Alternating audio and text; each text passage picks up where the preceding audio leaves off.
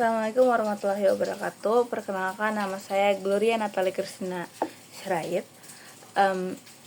Pada topik kali ini saya akan membahas mengenai kearifan lokal. Sebelumnya kita akan membahas tentang provinsi terlebih dahulu. Indonesia adalah negara kepulauan yang terdiri dari 38 provinsi. Masing-masing provinsinya memiliki keunikan budaya, sejarah, dan potensi sumber daya alam. Salah satu di antaranya adalah Kalimantan Barat, provinsi yang akan saya bahas. Kalimantan Barat ini disebut juga dengan Provinsi Seribu Sungai karena ia memiliki banyak sekali aliran sungai kecil sampai besar, yang kemudian itu menjadi sumber kehidupan masyarakat setempat.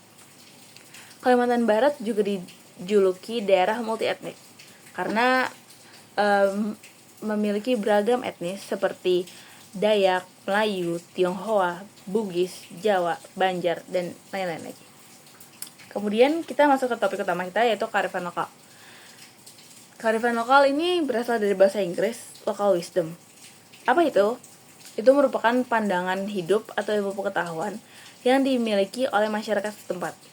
Kearifan lokal ini merupakan warisan leluhur yang menjadi identitas atau kepribadian suatu masyarakat. Nah, kearifan lokal ini berhubungan erat dengan manusia, lingkungan, dan budaya yang terdapat di daerah tersebut. Pasti kita tentu bertanya-tanya tentang apa ciri-ciri dari kearifan lokal. Ciri-ciri kearifan lokal itu pertama, dia memiliki keterikatan dengan alam. Keterikatannya ini tuh ditunjukkan dengan bagaimana manusia berusaha untuk melestarikan alam. Nah, kemudian ada pewarisan nilai-nilai budaya. Kebiasaan-kebiasaan tersebut diwariskan turun-temurun lewat tradisi, cerita daerah, dan ritual-ritual yang masih dijaga oleh masyarakat daerah tersebut. Nah, hal yang dijaga tersebut menjadikan itu benteng untuk bertahan dari pengaruh budaya luar yang mengancam. Kemudian terdapatnya penyelesaian masalah dengan gotong royong. Jadi kebersamaan dalam berbagai kegiatan sosial di mana masyarakat saling bahu-membahu untuk menyelesaikan suatu pekerjaan. Nah, dia juga memiliki keterikatan spiritualitas.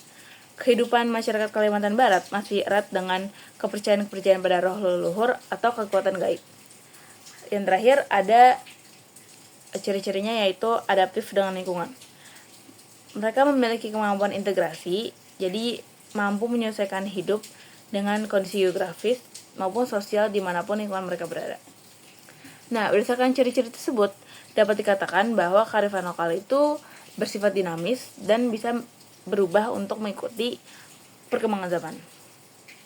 Jika membahas kearifan lokal, pasti kita merembet sedikit ke budaya, karena kan mereka mirip-mirip. Nah, mereka mirip, cuman sebenarnya mereka cukup berbeda. Kalau budaya itu kan kayak keseluruhan dari adat istiadat yang dipelajari secara sosial. Nah, keberagaman budaya itu menyebabkan kearifan lokalnya berbeda-beda juga. Nah, kali ini saya akan membahas kearifan lokal Kalimantan Barat, yaitu tradisi robo-robo. Nah, robo-robo itu merupakan tradisi yang dilaksanakan raja-raja dan anak keturunan raja dari masyarakat dahulu sampai sekarang. Tradisi ini itu diterapkan pada 27 Oktober 2016. Oke, jadi tradisi robo-robo itu tidak hanya jadi wisata budaya lokal, namun juga wisata budaya nasional setiap tahunnya. Nah, ritual ini tuh bersifat seremonial, bernuansa sakral dengan simbol-simbol yang terdapat di dalamnya. Nah, jadi apa yang dilakukan dalam kegiatan robo-robo tersebut? Pertama itu hasil-hasil bumi itu dikumpulin, kayak misalnya ada buah-buahan, beras, makanan tradisional, dan benda-benda lainnya yang dianggap bernilai. Habis itu diarak dalam sebuah prosesi ke tempat yang telah ditentukan, misalnya kayak ke sungai atau ke laut, untuk dilarung atau dihanyutkan. Ritual ini tuh punya makna persembahan kepada Tuhan Yang Maha Esa, serta penghormatan pada roh nenek moyang dan alam sekitar, sebagai bentuk rasa terima kasih atas hasil yang peroleh. Nah, robo-robo ini tuh juga diiringi sama doa-doa, kayak harapan-harapan supaya masyarakat diberikan keselamatan, keberkahan, dan masih banyak lagi. Nah, tentu yang menjadi pertanyaan adalah bagaimana tradisi robo-robo ini tetap bertahan hingga kini, karena kan banyak sekali budaya-budaya luar yang mengancam, yang menggeser budaya lokal. Yang pastinya itu karena ada peran adat dan tradisi. Adanya lembaga adat, yaitu Dewan Adat Dayak, itu melindungi nilai-nilai tradisional, hukum adat, dan praktik budaya. Nah, masyarakat sana itu masih memiliki kesadaran untuk melakukan upacara adat seperti upacara tiwah dan ritual lainnya yang terus mereka lakukan untuk memperkuat identitas budaya. Selanjutnya tentunya ada pendidikan dan sosialisasi nilai budaya. Pendidikan formal dan non-formal diintegrasikan dalam kurikulum pendidikan di beberapa daerah, sehingga pembelajaran informal. Nah, abis itu ada pengaruh modernisasi yang seimbang. Jadi adanya adaptasi teknologi. Jadi misalnya kayak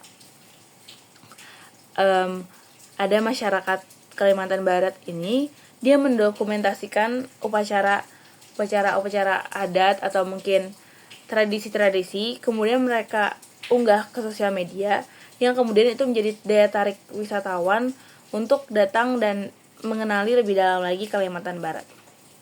Nah, kemudian kearifan lokal. Jadi kita bisa tahu kalau kearifan lokal di Kalimantan Barat ini bisa bertahan karena balik lagi karena upaya masyarakat lokal yang tetap melaksanakan upacara adat, terus habis itu menyosialisasikannya kepada masyarakat halayak banyak.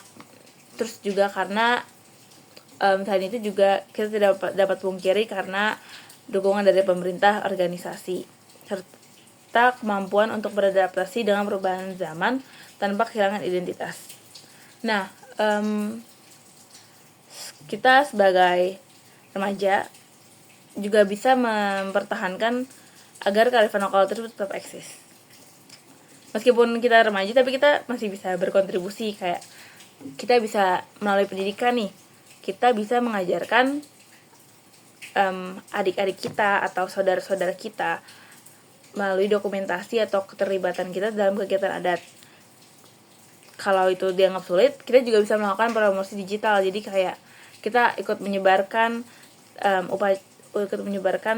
video-video upacara adat atau tradisi di sosial media kita. Terus kita juga bisa melakukan pariwisata budaya, kita berwisata ke sana, kita mengunjungi tempat tersebut.